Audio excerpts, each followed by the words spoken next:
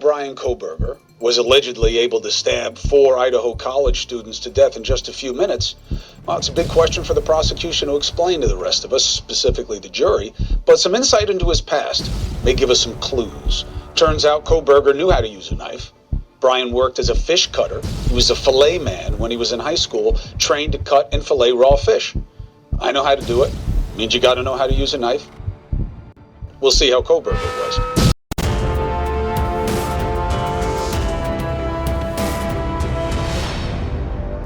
This is Reporter Room with Jessica Della Davies. Hello, Reporter Room investigators. Come on in, come on in. It turns out that Bryan Kohberger was not done. And this is probably why he was on Amazon ordering himself another K-bar knife. He had more targets. Let's talk about it. So Bryan Kohberger may have broken into the victims' houses to scope out the layout of the house. Now, I believe that it would have been very easy for him to get in on Halloween. Chilling theories were revered. Now, the sourcing on this is Latah County Prosecutor Bill Thompson in a new interview with CBS 48 Hours podcast. So, Bill Thompson said that BK showed knowledge of the layout of the home at the 1122 King Road and who slept in what rooms on the night of the crimes, meaning it's possible and probably likely that he was in the house before.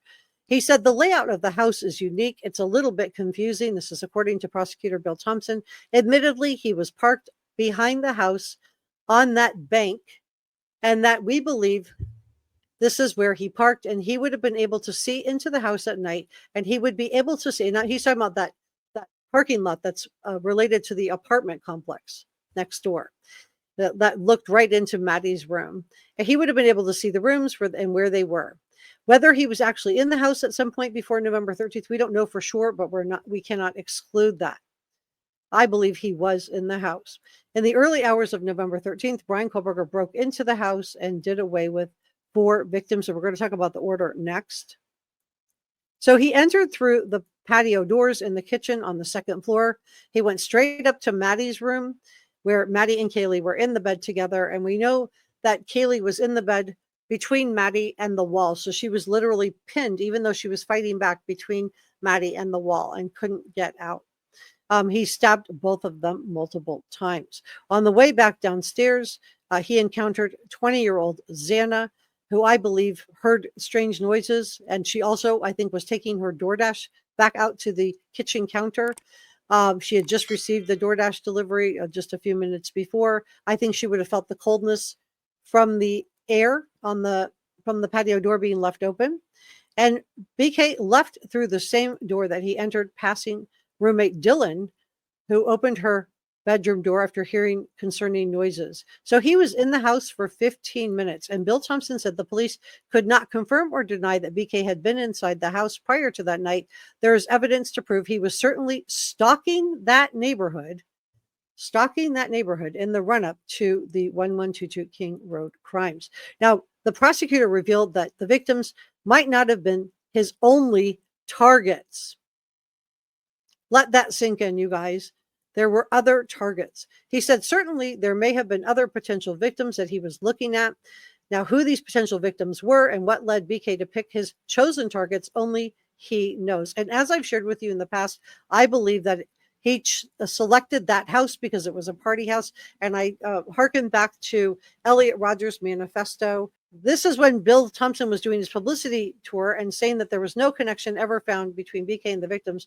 And of course, now we know this is nonsense.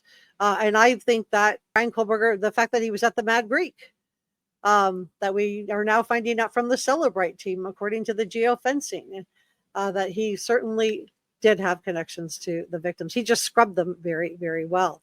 Now, the cell phone data reveals that BK was surveilling the student's home. And from July 22nd through November 13th, his cell phone placed him in the vicinity at least 23 times, mostly between the times of 10 p.m. and 11 a.m. And from July 22nd through November 13th, he would have no reason to be in that neighborhood at those hours. There was not a shop open nearby that he could say, well, I was going to this store. And 1 month earlier, Kaylee had told multiple people, including Dylan, Bethany Funk, and her boyfriend, her ex-boyfriend, Jack Decor, that she had seen a man watching her in the trees around the house when she took Murphy the dog outside. And friends also recalled multiple occasions during parties where Kaylee called Murphy. He would run barking into the woods. She would try to call him to get him to come back. Now, he was smart. He was a golden doodle, Labradoodle. And, those dogs are highly intelligent. So for him to just run away and disappear into the woods was really out of character for him. This is according to multiple friends, including Bethany and Dylan and Jack Decor. So on the November 4th, so 9 days before these innocent young people were done away with, the roommates came home to find the door of their 3-story house wide open. Bethany Funk was so scared that she grabbed golf clubs. And she went room to room thinking that there was an intruder in the house. This is according to police records. Now, Kaylee also mentioned that someone was following her in the 2 or 3 weeks before the crimes. Now, get this. Around the same time, a female student living on Queen Road. So what are the chances, you guys, that there were 2 creeper peepers? I don't think so. So around the same time, a female student living on King Road next to or near the 1122 King Road said that a man tried to break into her house, but the door was locked. The difference between her house and the 1122 King Road house is that patio door would have been very easy to pop if it was even locked. And we don't know if it was locked or unlocked. At the time, the female student living on Queen Road, close to the King Road home, said a man tried to break into her house, but the door was locked. And Bill Thompson, prosecutor, told 48 Hours that BK was surveilling or stalking the area to get a sense of the neighborhood and the likes of the students' living patterns. So investigators had not been able to verify if those strange occurrences of the man lurking in the trees were connected to BK. But you guys, who else was lurking in the trees? How many creeper peepers did this neighborhood have? They can't prove that it was BK that was trying to get into this other woman's house on Queen Road, and she had locked her doors. But again, how many creeper peepers were out there? So the cell phone experts were not able to correlate BK's phone being in the area at that time of those occurrences. But that only means he either A, scrubbed it, or B, turned off his Wi-Fi, turned off his phone.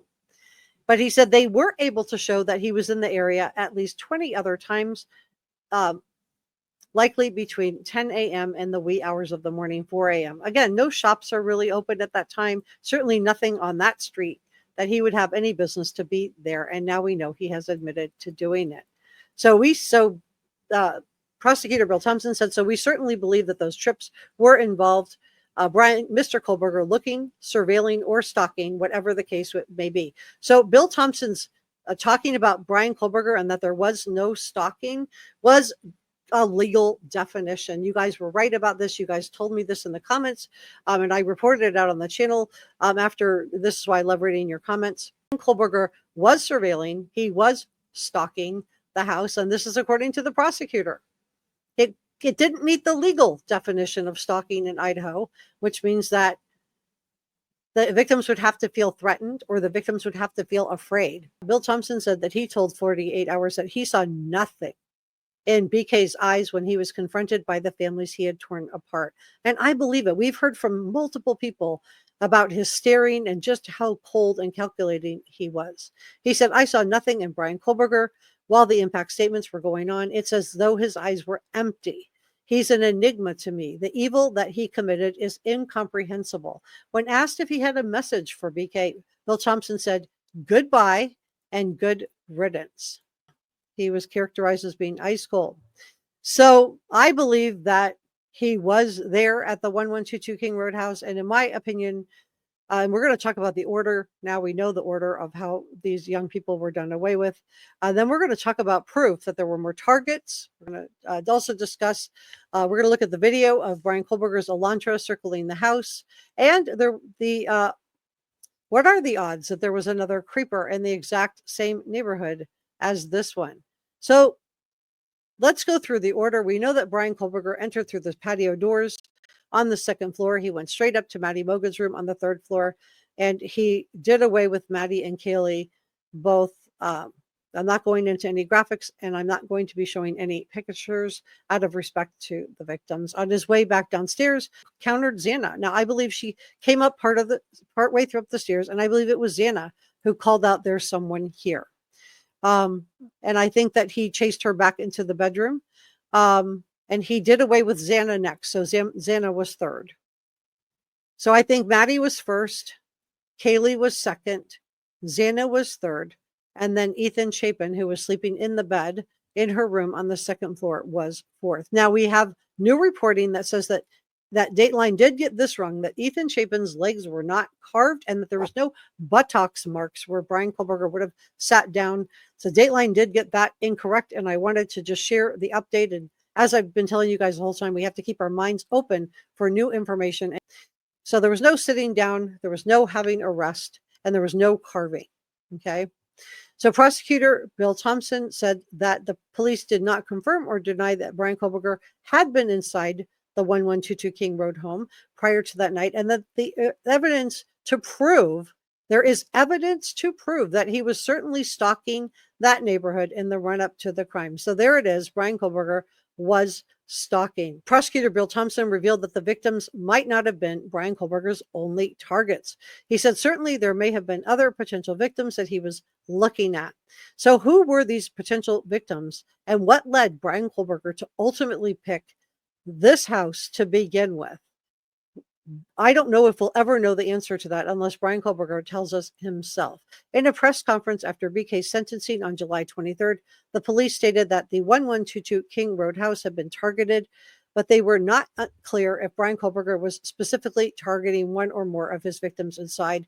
And I believe this is because Bryan Kohberger successfully scrubbed a lot of what was on his electronic devices. Now, I think the target, in my opinion, is very clear. The fact that he came in through the patio doors on the second floor and made a beeline to the third floor tells me that the target was either Maddie or Kaylee.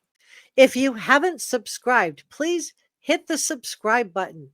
It's free and it helps me out a lot. Give this a thumbs up and drop me a comment. Let me know what you think about all of this in the comment section below.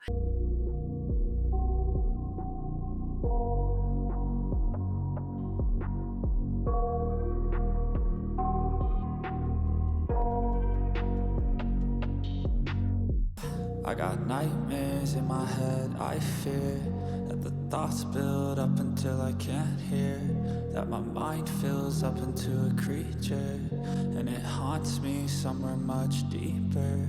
I got nightmares in my head, I fear that the thoughts build up until I can't hear, that my mind fills up into a creature, and it haunts me somewhere much deeper. I've been feeling weird, I can't seem to focus good enough. Nothing's really clear, sometimes it could be a little tough. I just need to feel like the end's in sight for me, but let's be really real, anxiety can foggy all this stuff.